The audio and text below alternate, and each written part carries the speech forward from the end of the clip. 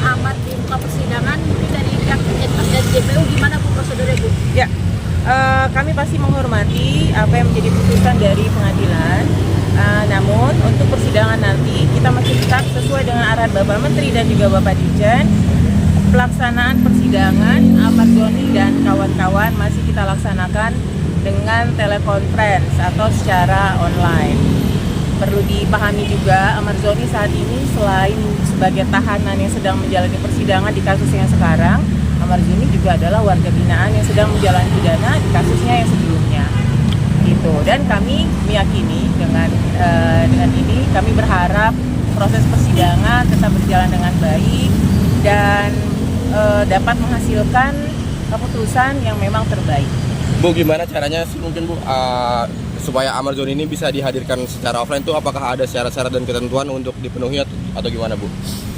Ini pastinya kami punya pertimbangan ya bahwa yang bersangkutan itu memang masih memungkinkan untuk dilaksanakan persidangan melalui telekonferensi atau via online.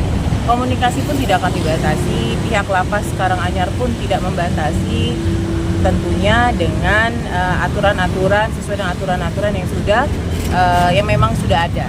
Gitu. Kami sekali lagi berharap kami akan mendukung segala hal untuk mempermudah untuk agar proses persidangan ini dapat segera mencapai keputusan yang terbaik untuk semua. Ibu, artinya dari pihak hakim kan mengizinkan, tapi memang keputusan tertinggi ada di menteri seperti itu ya? Bukan keputusan tertinggi, tapi kan kita sekali lagi kami sampaikan bahwa Ahmad Doni selain tahanan, dia juga warga binaan yang wajib menjalankan pidanaan.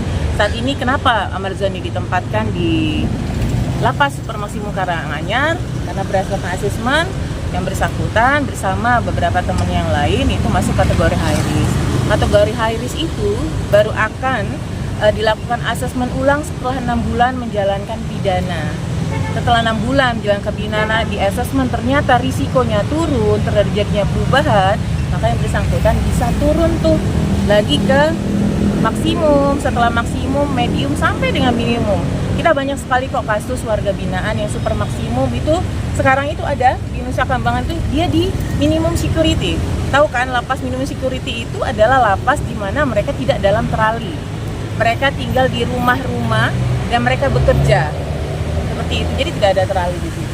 Dan siapapun itu termasuk Ahmad Doni sangat memungkinkan, tapi mohon pemahamannya saat ini yang bersangkutan belum sampai dengan 6 bulan untuk kita asesmen ulang apakah sudah turun resikonya atau tidak. Berarti memang kewenangan dari majelis hakim untuk dihadirkan notabene bisa gugur.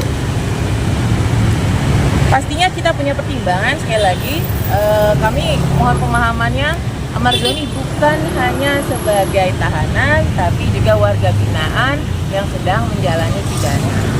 Tapi belum bisa dihadirkan ya Bu ya? Itu saat ini belum. Tapi apakah Ahmad Doni sendiri punya hak Bu untuk biar dia bisa dihadirkan secara langsung gitu maksudnya Bu? Semua warga binaan tahanan punya hak ya, tapi pastinya ada aturan-aturan, ada pertimbangan-pertimbangan yang memang harus kita jalankan.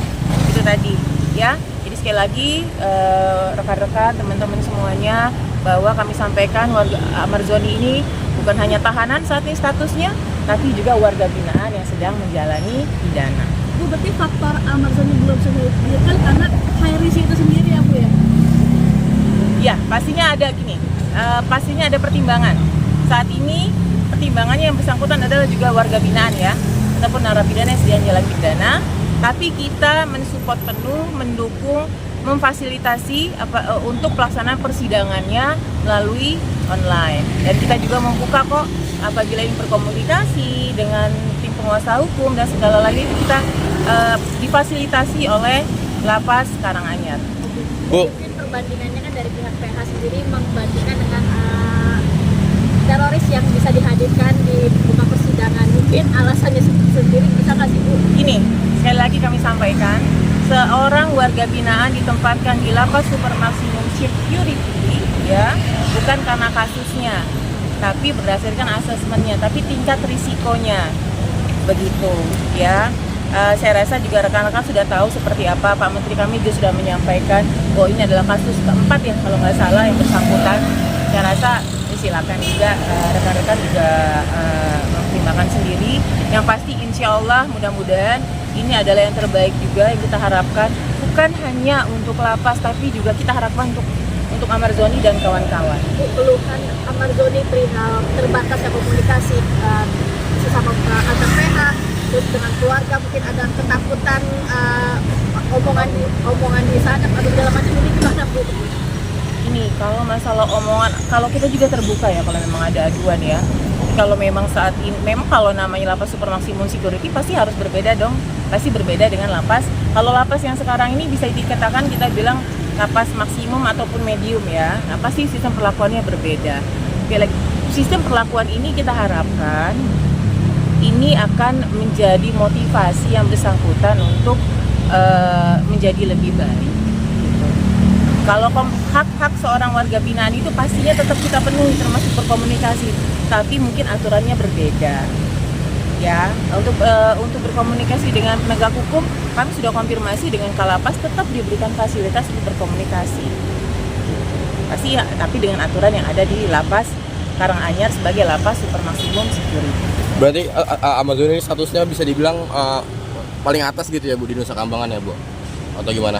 High risk itu paling atas maksudnya gitu ya? High risk ya, bukan hanya Amarzoni loh, ada berapa ratus warga binaan di sana yang high risk. Jadi kita tidak hanya menyasar ngomongin Amarzoni doang ya, seakan-akan hanya Amarzoni, enggak.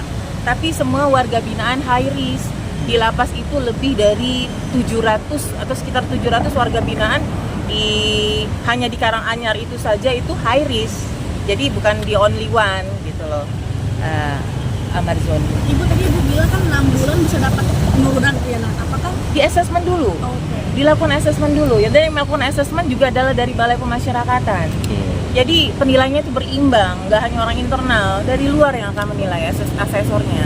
Jadi artinya setiap 6 bulan dilakukan asesmen terhadap dan setiap. bukan hanya Amarzoni, semua Semua. warga binaan KIRI. Dan kami pastikan semua yang sudah berubah sikap itu, berubah perilaku itu bisa turun kok. Kan saya mencontohkan saat ini boleh dicek di lapas terbuka Nusa Kambangan ada warga binaan yang dulunya di lapas super maksimum security di one man one cell. Yang pastinya ini kan pasti ada alat ukurnya ya, dan itu asesor yang tahu. Nah, Pak, yang paling nyata adalah perubahan perilaku. Ada instrumennya terkait dengan itu. Ya. 6 bulan itu Amar menuntut etikat baiknya, apakah dia bisa dihadirkan? Bisa. Amarzoni dan Amarzoni yang lainnya. Artinya semua warga binaan high risk memiliki hak yang sama. Pastinya dong kami sebagai petugas, sebagai pembina berharap sekali Amarzoni bisa turun ranknya dari super maksimum, dari high risk menjadi di maksimum security, medium, bahkan di minimum security. Sip. Ya. Oke. Terima kasih Bu. Terima kasih.